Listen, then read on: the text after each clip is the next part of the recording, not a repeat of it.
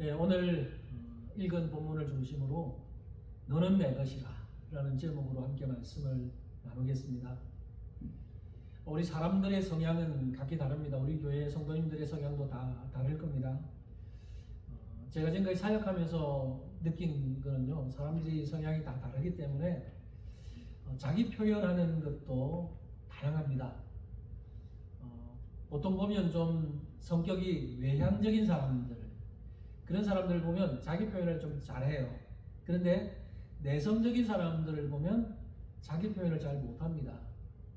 그래서 제가 사역하다 보면요, 적극적으로 저에게 찾아와서 목사님 하면서 자기 이야기를 막 먼저 하는 사람도 있어요. 자기 집안 얘기도 하고 자기 일상의 이야기도 하고. 그런데 또 어떤 사람들은 성격이 굉장히 내성적이어서 막 목사님한테 무슨 말도 하고 싶은데 말을 못하고 그냥 제가 가서 찾아가서 한번 이야기해봐라 그러면 그제서 이야기하는. 그러니까 성격이 그만큼 좀 달라서 자기 표현을 하는 데 있어서도 이렇게 달라지는 모습들을 많이 봤어요. 이게 한 공동체 안에서 그렇다면 좁혀보면 한 가정 안에서도 성격이 다 다양합니다. 우리도 네 식구가 살지만 다 달라요. 제 아내는 외향적인 성격이고 저는 내성적인 성격입니다. 우리 두 아들도 성격이 다릅니다. 그죠? 저는 사역하면서 쌍둥이 있는 그 공동체 여러 가지 경험했는데 일란성 쌍둥이도 다르더라고요. 일란성 쌍둥이도 모습은 비슷해도 성격은 굉장히 다른 걸 봤어요. 우리 두 아들도 키우면서 보지만 성격이 달라요. 앞으로 또 자라면서 성격이 좀 더 변할 수는 있겠지만 어쨌든 성격이 똑같지는 않습니다. 조금씩 다릅니다. 고집이 좀 더 세기도 하고 또 성격을 이렇게 또 표현을 좀 잘하기도 하고 여러 가지 성격이 두 명밖에 안 되는 이렇게 다른데 얼마나 다르겠어요. 근데요, 제가 우리 두 아들 성격이 다르기 때문에 그 성격 자체 때문에 누구를 더 좋아하고 누구를 좀 덜 좋아하고 이러겠어요? 아니에요. 우리 두 아들이 성향이 다르고 개성이 다르고 성격이 다르고 기질이 다른, 그럼에도 불구하고 저는 우리 두 아들을 동일하게 사랑합니다. 왜냐하면 둘은 다 제 사랑하는 사랑스러운 아들이기 때문이에요. 여러분, 우리를 바라보시는 하나님의 마음도 이와 똑같을 겁니다. 우리는요, 성격이나 기질이나 개성이나 여러 부분에서 다 다르게 창조되었습니다. 똑같은 사람은 하나도 없습니다. 여러분 중에서 전부 다 달라요. 그럼에도 불구하고 하나님은 우리 각자의 있는 모습 그대로를 사랑하시고 어떤 성격 때문에 이 사람은 더 사랑하고 이 사람은 덜 사랑하고 이러지 않는다는 거예요. 우리 모든 하나님의 자녀들이기 때문에 하나님 우리를 다 동일하게 사랑하시는 겁니다. 믿습니까? 아멘. 육신의 부모는 혹 편애할 수 있습니다. 육신의 부모는 이게 우리 연약하기 때문에 혹 자녀를 편애할 수 있어요. 우리 예속담에 10손가락 깨물어서 안 아픈 손가락 없다 이렇게 하면서 4명이 자녀가 있던 10명이 있던 자녀들 다 똑같다 하지만 어떨 때 보면 그래도 육신의 부모는 편애할 수 있어요. 저의 경우에요, 둘째가 태어나서 둘째가 아기였을 때 제가 아내로부터 자주 핀잔 들었던 말이 있습니다. 당신은 둘째만 너무 이뻐하는 건 아니냐, 그런 말을 들었어요. 아무래도 둘째가 어리다 보니까 좀 더 관심이 많이 갖고 둘째를 좀 더 많이 안아줬고 좀 더 많이 뽀뽀도 많이 해주고, 그런 모습 보면서 첫째 상처받는다고 첫째한테도 좀 똑같이 하라고 막 그런 말을 듣고는 했는데, 아니 그래도 물론 제가 그렇게 비춰질 수도 있었거든요. 근데 우리 둘째 태어나기 전에 첫째 어릴 때 그거보다 훨씬 더 많이 했어요. 근데 비교하다 보니까 상대적으로 둘이가 있는데 둘째에게 좀 더 그러는 것 같으니까 그랬던 것 같아요. 그러나 절대로 그렇지 않아요. 우리 두 아들 저는 동일하게 사랑하고 동일하게 아껴줍니다. 여러분 이 인간이라서 저도 실수를 할 수 있어요, 그죠? 뭐 똑같이 살아간다 하지만 조금 더 신경을 쓰는 이제 그런 편애처럼 비춰질 수는 있습니다. 실제로 또 어떤 가정에서는 편애하는 그런 부모도 있을 수 있어요. 그러나 여러분 하나님은 절대로 편애하는 분이 아니에요. 아멘, 아멘.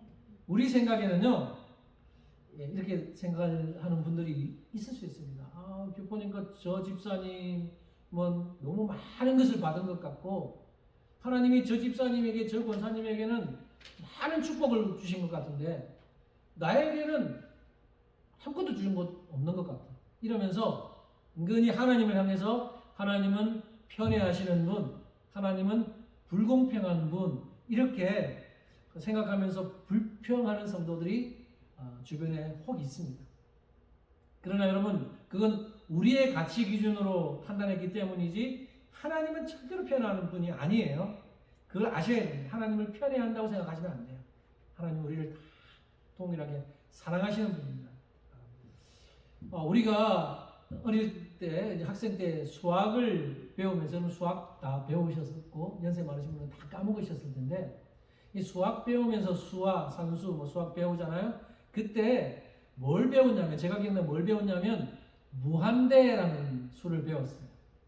무한대 혹시 기억납니까? 무한대를 기호로 표시하면 이렇게 표시해요. 팔자를 옆으로 눕혀놓은, 저게 무한대의 기호입니다.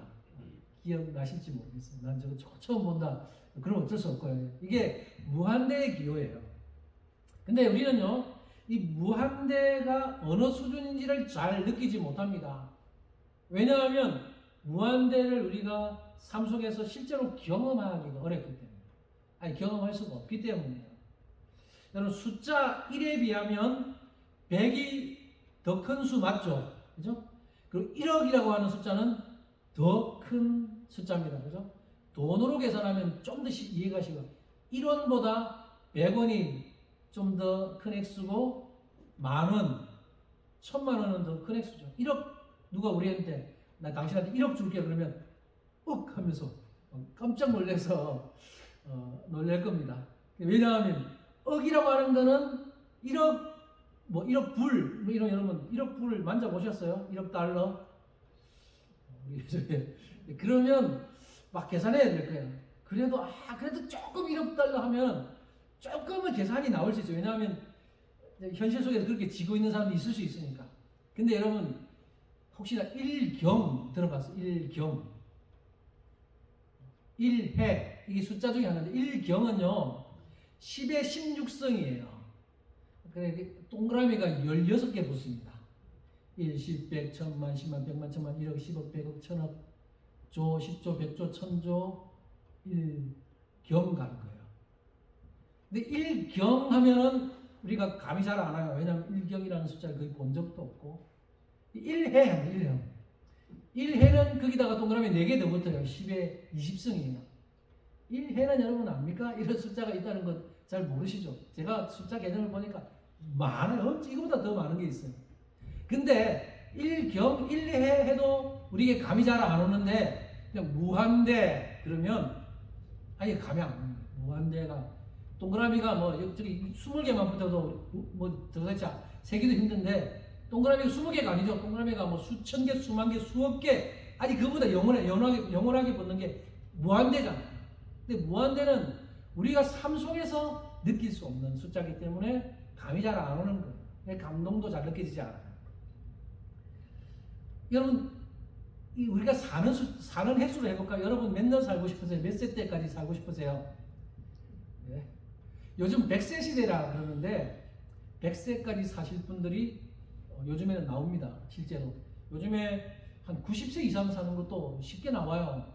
여러분들 중에서도 100세까지 사시는 분 나오시길 바라고, 다 100세까지 사셨으면 좋겠어요. 예, 저희 어머니한테 100세까지 살아 그러면 징그럽다 그러고 지금도 사는 게 힘들다 그러는데, 근데 여러분 100세 하면 그래도 감이 와요. 그죠? 100세 하면 우리 현실에 와닿는 숫자이기 때문에 100세 그렇게 살 수 있을까? 100세 와닿는데, 성경에서 우리 천국에서의 삶을 영원, 무한대라고 말합니다. 그러니까 천국에서 우리는 영원히 산다 그럴 때 무한대인데, 천국에서 영원히 사는 게 감이 잘 안 와요. 왜냐하면 우리가 이 땅에서 영원히 사는 것을 경험할 수도 없고 느껴지지도 않기 때문이에요. 근데 천국에서는 영원히 산대요. 근데 그래서 감동이 별로 없는 게, 왜냐하면 천국에서 한 10,000년 산다. 누구들이 천국 가면 10,000년 살고 사라진다 이러면 10,000년은 그래도 느껴지기 때문에, 와, 이 땅에서는 100년밖에 못 사는데 천국에서 10,000년 살면 천국이 좋은 곳이구나. 그런데 아니 10,000년이 아니에요. 천국은 영원히 사는 것이니까. 근데 영원이라는 것이 우리에게 잘 안 와닿기 때문에 감동이 별로 없는 거예요. 여러분, 우리는 천국에서 영원히 살게 될 겁니다. 믿습니까? 네. 근데 영원한 삶을 우리가 경험해 보지 못했기 때문에 감동이 좀 덜할 수는 있어요. 근데 하나님은 어떤 분이냐? 영원 전부터 영원까지 계시는 분이에요. 그래서 하나님은 영원이라는 시간 속에서 모든 것을 바라보십니다. 근데 우리는 이 현실, 100년도 채 안 되는 그 현실 속에 갇혀서 좁은 안목으로 바라보기 때문에 하나님의 안목과 우리의 안목은 차이가 나는 거예요. 한번 볼까요? 성경에서 한번 두 구절을 확인해 보겠습니다. 먼저 모세가 한 말이에요. 시편 90편 4절. 모세가 이렇게 고백을 했습니다. 주의 목전에는 1000년이 지나간 어제 같으며 밤의 한순간 같을 뿐이니이다. 하나님이 볼 때 1000년은 하루 같고 밤의 한순간 같다. 또 한 구절, 베드로가 고백한 건데 베드로후서 3장 8절, 베드로 이렇게 고백합니다. 사랑하는 자들아, 주께는 하루가 1000년 같고 1000년이 하루 같다는 이 한 가지를 잊지 말라. 이게 여러분 하나님과 우리의 차이예요. 우리는 100년도 채 되지 않는 이 땅에서의 삶에 목숨 걸고 살아가지만 하나님이 보시기에는 하루도 채 되지 않는 것과 같은 삶에 불과하다는 거예요. 그러니까 하나님의 관점과 우리의 관점은 이렇게 너무 다르다는 겁니다. 우리가 만약에 영원한 삶의 가치를 안다면 이 땅에서의 삶보다 영원한 삶에 더 투자하고 살게 될 겁니다. 이 땅에서는 100년도 안 되는 삶이기 때문에 100년에서 이 땅에서 아주 행복하게 잘 사는 것보다 영원토록 사는 천국에서 행복하게 사는 게 더 좋기 때문에 이 땅보다는 천국에서의 삶에 더 투자하면서 신앙생활도 더 열심히 하고 하나님을 위해서 더 열심히 섬기고 할 텐데, 그 영원히 마음이 잘 와닿지 않기 때문에 이 땅에 100년의 목숨 걸면서 막 돈 벌고 뭐 명예, 직업, 뭐 여러 가지에 쟁취하기 위해서 그렇게 목매며 살아가는 것이 우리 인생들이 아닌가라는 생각을 해봅니다. 그러면서 사람들과 비교해요. 저 사람은 많이 가졌는데 나는 많이 가지지 못했어.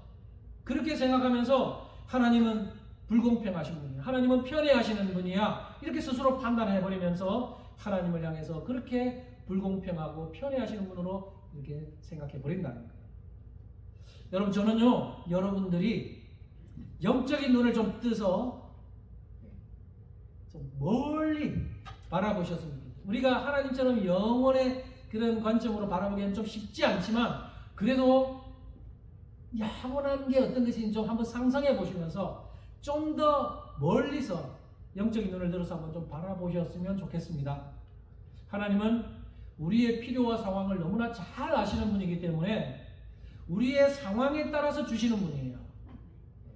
그래서 성경의 달란트 비유에 있는 것처럼 어떤 자녀에게는 5달란트를, 어떤 자녀에게는 2달란트를, 어떤 자녀에게는 1달란트를 주십니다.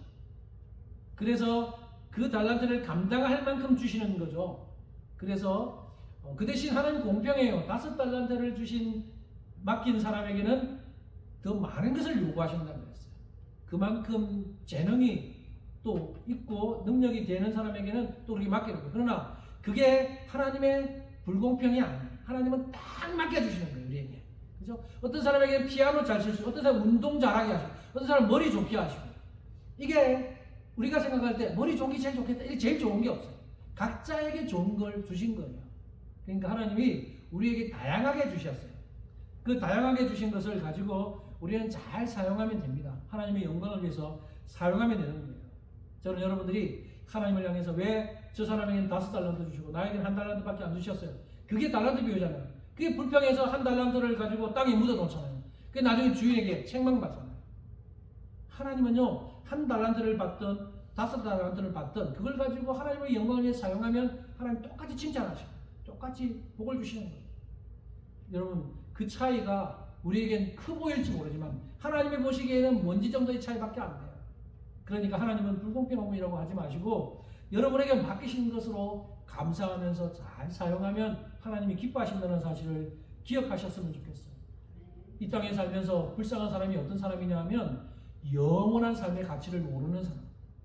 저 천국에서 영원한 삶이 있고 하나님과 영원토록 행복한 삶을 누리는 게 있는데 이걸 모르면서 이 땅에서 그냥 이 땅에 내가 가지지 못한 것으로 불평하고 자신의 인생을 저주하면서 사는 사람 너무 불쌍해요. 특별히 교회 다니면서 그러면 이 사람은 너무 불쌍한 사람이에요. 교회 다니는 성도면서 영원한 가치를 모르고 이 땅에서 하나님 저 집사는 내보다 돈도 많고 좋은 집에 살고 나는 이게 뭡니까? 이러면서 불평하면서 하나님께 원망하고 자신의 인생을 저주하는 사람 정말 불쌍합니다. 그런 사람은 정말 이 땅에서도 아무것도 누리지 못합니다. 영적으로도 풍성함을 누리지 못해요. 여러분 그러니까 우리가 이 땅에서 풍성한 은혜를 누리려면 내가 하나님 앞에서 어떤 존재인지를 바르게 알아야 돼요. 이게 바로 정체성이라고 하는데 저는 오늘과 다음 시간에 거쳐서 오늘 읽은 본문을 가지고 내가 누구인가 우리의 정체성에 대해서 좀 같이 한번 살펴보려고 해요. 왜냐하면 내가 누구인지를 알면 이 땅에서 삶이 달라질 수 있어요. 정체성을 오늘 좀 확립하는 시간이 되었으면 좋겠습니다. 동양의 고전 중에서 손자병법이라는 책이 있습니다. 저는 손자병법을 읽어보지는 못했고 간혹 인용 구절들은 본 적은 많지만 손자병법이라는 책에서 우리에게 가장 잘 알려져 있는 그 문구가 뭐냐면 지피지기면 백전불태다라는 말이 있습니다. 무슨 말이에요? 지피지기면 백전불태다. 상대방을 알고 나를 알면 100번 싸워도 위태롭지 않다는 뜻이에요. 적을 알고 나를 알면 100번 싸워도 지지 않는다. 이런 뜻인데 여러분 이게 우리의 삶하고 연결시켜보면 우리는 지금 어떤 삶을 살고 있냐면 영적 전쟁터에서 매일매일 영적 전쟁을 해나가고 있습니다. 영적 싸움을 하고 있는 거예요. 여러분 오늘 예배드리고 내일부터 또 일주일 동안 살면서 영적 싸움을 하셔야 돼요. 그럼 우리의 대적은 우리의 원수 대적은 누구예요? 우리의 원수 마귀는 누구예요? 우리 대적은 원수죠. 마귀 사탄이죠. 그래서 우리 적을 알아야 돼요. 나의 대적이 눈에 보이지는 않지만 그 마귀 사탄이 나의 대적임을 알면은 우리가 그 전쟁에 대비할 수 있어요. 영적 싸움. 그리고 또 나를 알아요. 지피지기. 적을 알고 나를 알면 백전불태. 여러분 이 영적 싸움도 동일해요. 우리가 이 영적 싸움에서 나의 대적인 사탄을 알고 나를 알면 영적 전쟁에서 지지 않을 수 있다는 겁니다.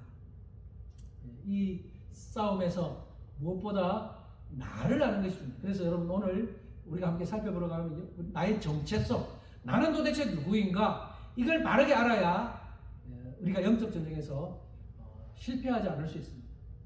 세상이 이 철학이 궁극적으로 추구했던 것이 뭐냐 하면 인생이 무엇인가를 연구했어요. 나는 왜 이 세상에 존재하는가? 이 땅에 존재하는 이유가 뭔가? 인생이란 뭔가? 철학자들이 이걸 막 연구했다고요. 근데 아무도 여기에 대한 올바른 대답을 준 적이 없습니다. 그냥 자기만의 이야기를 해요. 왜냐하면 줄 수가 없어요. 인간은 피조물이기 때문에 그래요. 인간은 창조자가 아니잖아요. 피조물이기 때문에 인간이 인간을 알기는 어려워요. 그러면 인생이 무엇인가, 인간이란 무언가, 나는 누구인가를 알 수 있으려면 창조자에게 물어봐야 돼요. 인간을 만드신 창조자가 아니잖아요. 그래서 여기에 대한 답, 인생이란 무엇인가, 우리가 도대체 어떤 존재, 우리가 왜 이 땅에 존재하는가 라는 답을 줄 수 있는 유일한 존재는 우리의 창조자이신 하나님밖에 없습니다. 그래서 우리는 하나님께서 하신 말씀 속에서 그 답을 찾아야 해요. 우리가 오늘 읽은 본문 중에 1절에 우리가 누구인가, 내가 누구인지에 대한 정체성이 나옵니다. 한번 볼까요? 1절 같이 한번 읽어봅시다. 자, 시작. 야곱아, 너를 창조하신 여호와께서 지금 말씀하십니다. 이스라엘아, 너를 지으신 이가 말씀하십니다. 너는 두려워하지 말라. 내가 너를 구속하여 너는 내 것이라. 아멘. 여기 야곱과 이스라엘은 그 하나님 선택하신 그 당시의 이스라엘을 지칭하는 말인데요. 오늘날로 말하면 우리 성도들에게도 해당될 수 있습니다. 저는 이 말씀을 우리 이름을 넣어서 이렇게 다시 한 번 더 고백해 보면 굉장히 좀 더 감동이 밀려옵니다. 병윤아, 너를 창조하신 여호와께서 지금 말씀하십니다. 병윤아, 너를 지으신 이가 말씀하십니다. 너는 두려워하지 말라. 내가 너를 구속하였고 구원하였고 내가 너를 지명하여 불러나니 너는 내 것이라. 이렇게 읽으면 저에게 좀 더 감동이 밀려오더라고요. 여기서 여러분, 내가 누구인가에 대한 답변이 나와요. 나는 누구인가? 한마디로 말하면 나는 하나님의 것입니다. 라는 것입니다. 내가 누구라고요? 나는 하나님의 것입니다. 이 질문에 대해서 이렇게 대답할 수 있다면 여러분의 정체성을 한 가지 바르게 정립한 거고, 그러면 어떤 상황 속에서도 여러분은 하나님의 소유가 되었다는 사실로 인해서 여러분 어떤 삶에서도 영적 성장에 승리할 수 있게 될 겁니다. 다시 한번 질문할게요. 여러분은 누구입니까? 나는 하나님의 것입니다. 아멘입니까? 정말로 그렇게 이 말씀이 그렇게 이야기하니까 그렇게 믿으시고 받아들이셔야 됩니다. 오늘 본문에 의하면 우리는 우연히 만들어진 존재가 아니라고 말합니다. 우리는 여러분 우연히 만들어진 존재 아니에요. 우연히 만들어져서 그냥 우연히 살다가 어느 순간에 운이 좋아서 하나님 앞에 그냥 눈에 띄어서 자, 오늘부터 너는 내 거야, 이렇게 말씀한 것이 아니라는 거예요. 오늘 우리가 읽었던 이 1절 본문에 내가 너를 지명하여 불렀나니, 줄을 쳐놨죠. 내가 너를 지명하여 불렀나니라는 이 말씀 속에 담긴 것이 뭡니까? 우리는 우연히 어떻게 창조되어서 우연히 이렇게 존재하다가 어느 날 하나님의 눈에 띄어서 그냥 오늘부터 너 내 거 해, 이게 아니라는 거예요. 하나님께서 우리를 마치 길거리 캐스팅한 것처럼, 여러분 길거리 캐스팅 아세요? 한국에 특별히 서울에 막 이쁜 거 잘생긴 남자애들이 잘 지나다니는데 어쩌다가 뭐 명동이나 거리 지나다닐 때 딱 가다가 누가 딱 와서 접근을 해요. 그게 이제 무슨 목적이냐면 당신 이제부터 영화 배우나 탤런트 할 생각이 있습니까 하면서 영화 감독이나 관련자들이 와서 길거리에서 캐스팅을 해요. 그렇게 캐스팅 된 사람들이 종종 있어요. 근데 우리는 그렇게 하나님께서 우연히 지나가다가 보시다가 너 좀 낫네? 이러다가 그래서 우리를 콕 찍어서 캐스팅한 게 아니라는 거예요. 내가 너를 지명하여 불렀다는 이 말 속에는 하나님께서 우리를 그냥 어느 날 우연히 그냥 길거리 캐스팅한 그런 게 아니라 우리를 창세전부터 우리를 콕 찍어서 지명해. 너는 내 거야. 우리가 태어나기도 전에 우리를 이미 자녀 삼기로 작정하시고 우리를 찍어 놓으시고 하나님의 때에 우리의 이름을 불러서 우리를 하나님의 자녀로 불러내셨다는 거예요. 우연히 우리가 하나님께 걸려든 게 아니에요. 하나님은 이미 창세전에 우리를 예정하셨고 우리를 예배하셨고 우리를 찍어서 하나님의 자녀 삼기로 작정하시고 그렇게 하셨다는 겁니다. 예레미야 선지자가 고백을 해요. 예레미야 선지자가 예레미야서 1.5절에서 자신이 부름받은 것에 대해서 이렇게 고백합니다. 한번 보세요. 내가 너를 모태에 짓기 전에 너를 알았고 내가 배에서 나오기 전에 너를 성별하였고 너를 여러 나라의 선지자로 세웠노라 하시고, 이게 예레미야의 고백입니다. 하나님께서 예레미야를 모태에 짓기 전에 이미 알았다. 배에서 나오기 전에 너를 구별했다, 성별했다, 이렇게 고백합니다. 여러분, 이건 예레미야에게 해당되는 거 아니고 우리 모두에게도 동일하게 적용됩니다. 하나님께서 우리를 이미 모태에 짓기 전에 우리를 아셨어요. 그리고 우리가 배에서 엄마 뱃속에서 태어나기 전부터 우리를 성별하고 구별하고 하나님의 자녀로 삼으시고 푹 찍어 두셨다는 겁니다. 여러분, 여기서 좀 아멘 하셨으면 좋겠어요. 저는 정말 이 사실이 감동적이고 감사합니다. 제가 태어나기도 전에 하나님이 저를 찍으시고 저를 자녀 삼으시고 너는 내 거야, 이렇게 말씀하셨다는 것이 너무나 감사합니다. 우리 모두에게 동일합니다. 그래서 여러분 절대로 이 세상을 살면서 하나님에 대해서 원망이나 불평하지 마십시오. 또 부모님을 원망하는 분들이 있어요. 어떤 사람들은 엄마 왜 날 낳았어요? 이런 말 해본 적 있습니까? 우리 주변에는 인생이 힘들고 고달프면 엄마 왜 날 낳았어요? 왜 절 낳았어요? 이렇게 불평하는 분이 가끔 있어요. 그러나 여러분 중요한 게 뭡니까? 엄마가 나를 낳고 싶어서 낳은 게 아니라는 거예요. 하나님께서 어머니의 태를 통해서 우리에게 생명을 주신 겁니다. 하나님께서 나의 출생을 예정하셨고 어머니의 태를 통해서 생명을 부여하셨고 하나님의 목적에 따라 살도록 우리를 그렇게 이 땅에 태어나도록 하신 겁니다. 이 사실을 잊지 마시기 바랍니다. 베드로전서 2장 9절 앞부분은 우리가 너무나 잘 아는 말씀이에요. 유명한 말씀입니다. 같이 한번 읽어볼까요? 자, 시작. 그러나 너희는 택하신 족속이요 왕같은 제사장들이요 거룩한 나라요 그의 소유가 된 백성이니. 여기도 우리가 어떤 자들인지는 압니다. 우리는 택하신 족속이고 왕같은 제사장들이고 거룩한 나라고 그의 소유된 하나님의 소유된 백성이다. 특별히 마지막에 나오는 우리는 하나님의 소유된 백성, 하나님의 소유라는 겁니다. 하나님의 소유. 베드로는 영적으로 깨어있어. 그래서 그 오래전에 이사야 선지자가 오늘 본문에서 했던 말은 너는 내 것이다 라는 이 말씀을 재해석해서 우리는 하나님의 소유된 백성이다 이렇게 고백을 하고 있어요. 오늘 본문에 너는 내 것이다 라는 말씀과 베드로전서 2장 9절에 그의 소유된 백성은 같은 의미예요. 우리가 누구라고요? 우리는 하나님의 것이고 하나님의 소유된 백성이라고요. 이 사실을 아는 사람은 이 땅에서 어떤 일이 있어도 불평불만보다는 하나님의 것이라는 사실을 알면서 감사하면서 살 수 있게 됩니다. 아멘. 이처럼 여러분 우리는 하나님의 백성이 되었어요. 하나님의 소유가 되었어요. 이건 너무나 놀라운 특권입니다. 오늘 본문에 의하면 이런 사람들에게 주어진 특권이 뭡니까? 오늘 본문 보면 두려워하지 말라. 두려워하지 않을 수 있는 특권이 바로 우리 그리스도인들에게 주어져 있습니다. 어떤 삶 속에서 여러분 두려워하지 마십시오. 두려움이 밀려오는 것 자체가 나쁜 게 아니에요. 밀려올 수 있죠. 걱정이 밀려올 수 있습니다. 저도 여기 오늘 캐롤라이나 장로교회 오고 나서 하루하루 살면서 경제적으로 걱정하지 않고 산다 그러면 거짓말이죠. 저도 인간이기 때문에 경제적으로 걱정하면서 삽니다. 특별히 이번에 우리 큰아들 이제 커뮤니티 칼리지 학비 문제 때문에 걱정이 오더라고요. 예상치 못했던 제가 생각하기에는 엄청나게 큰 액수가 이걸 어떻게 내면서 학교를 보내지. 근데 그럴 때마다 도움의 손길들을 붙여주는 걸 느껴요. 그리고 제가 이렇게 걱정할 때 하나님이 저한테 내적으로 말씀하신 게 뭐냐면 나를 신뢰하지 않느냐.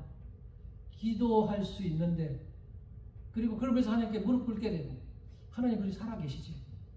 하나님이 우리 앞길 인도하시고 살 길을 주시지 라고 믿음이 밀려오면서 기도하니까 하나님이 도움의 손길을 붙여주셔서 또 이렇게 헤쳐나갈 수 있는 길을 열어주세요. 이게 여러분 우리의 삶에 매 순간 그렇습니다. 그래서 우리는 자꾸만 무슨 걱정이 생기면 하나님 보지 않고 자꾸만 다른 게 이거 어떻게 돈을 마련하지 이러면서 막 온갖 세상적인 걱정으로 하고 세상적인 방식으로 해결하려는데 가장 먼저는 우리 하나님께 우리가 하나님 의지야. 하나님 바라보는 거예요. 하나님께서 또 길을 열어주시는 것을 경험하며 사는 것이 우리 성도들에게 주어져 있는 특권이라는 거예요. 여러분 이 특권을 누리십시오. 네, 그래서 하나님은 두려워하지 말라 그래요. 하나님의 소유가 되었다는 것은 하나님이 우리의 든든한 백이 되어주신다는 의미입니다. 하나님이 우리의 백이라는 거 믿습니까? 저는 진짜 인간 백은 별로 없어요. 저희 부모님도 가난하고 사실 이 세상을 인간 백, 어떤 사람들은 인간 백이 된 사람들 부럽기도 하더라고요. 근데 그게 없는 게 하나님 더 붙들게 된다. 인간 백이 없으니까 하나님 백 믿고 하나님께 그냥 무릎 꿇고 의지할 수밖에 없어요. 여기 오늘 본문에 너는 내 것이다.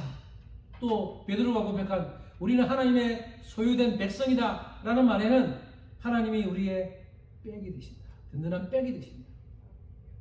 이 사실 믿으시면서 그러니까 두려워하지 말라는 거예요.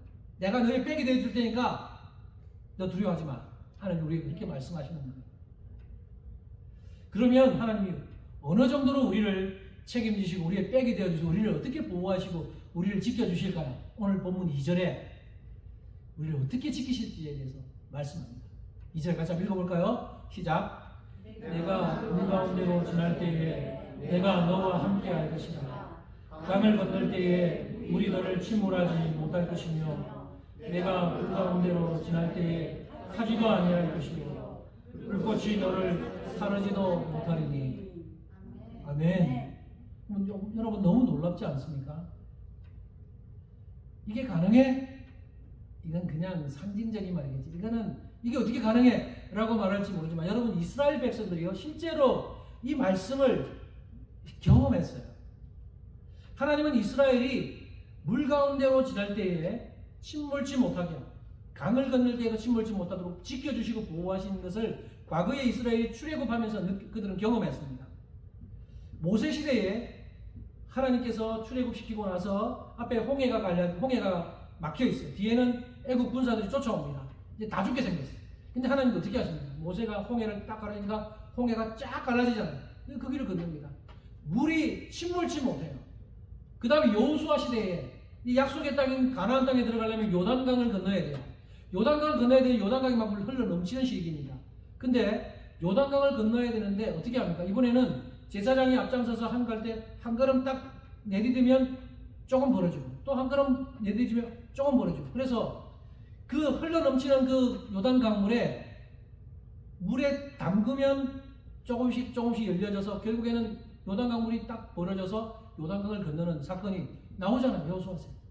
여러분 이처럼 이스라엘 백성들은 물이 앞에 가로막고 있지만 그 물이 침몰치 못하도록 하시면서 이스라엘 백성들을 보호해 주셨어요. 그 과거에도 앞으로도 그렇다는 거죠. 너희들 어떤 위험 속에 있어도 내가 너희들이 물 가운데로 지날 때 너와 함께 하겠다. 강을 건널 때 물이 너를 침몰치 못하도록 해주겠다. 그렇게 약속하시는 거죠. 여러분 이것은 실제적입니다. 이거는 하나님께서 우리를 어떻게 지키시고 보호하시는지를 이야기하는 거예요. 뿐만 아니라 뒷구절에는 뭐라 그래요? 불 가운데로 행할 때에 타지 않도록 지켜주시고 불꽃이 사라지지 못하도록 하겠다고 말합니다. 이 사건도 나중에 성취가 되는 사건이 있어요. 언제요? 다니엘의 세 친구들, 그죠? 사드락, 메삭, 아벳노고가 그 느부갓네살의 신상 앞에 절을 하지 않아요. 우리는 절할 수 없습니다. 그럼 절을 하지 않으면 어떻게 하겠다는 거예요? 절을 하지 않으면 풀무불에 집어 던져 넣겠다고 했어요. 근데 이 다니엘의 세 친구들이 믿음을 고백을 합니다. 만약 당신들이 우리를 저 풀무불에 집어 넣어도 하나님이 우리를 건져내실 것이고 그렇게 하지 않는다 하더라도 우리는 절할 수 없습니다.